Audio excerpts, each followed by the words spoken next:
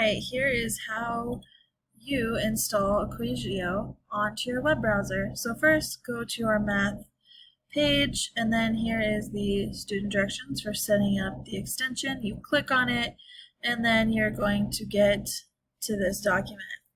Alright, so we need to click on this link right here. You see how it pops up. I just move my mouse over and I click, and automatically you see where it says Equatio for Google. Scroll down to where it says install Equatio. Click on that button. Amazing. Takes you to the Chrome web store. It's free. It's amazing. It's great. Oops, I already added it here. Alright, so you click the add to Chrome button. It's like blah blah blah. This is fine. All the math people are using it. Let's add the extension.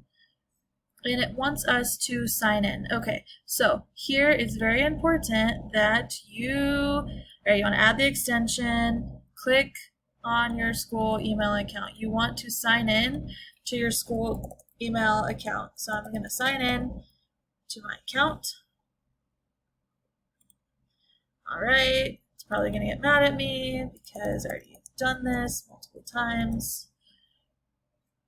Oh no. Verified. So normally at this point it will take you to you'll want to click that you're a student, and it'll walk you through a tutorial and open up a blank Google Doc. You don't have to do anything else, but you're welcome to try it out. Totally fine. We're going to walk through how to use Equatio on the next screencast, but this is just how you add it. You have to go to the Google Chrome store, add it on. It's free. Very important. You have to add your school email and say you're a student.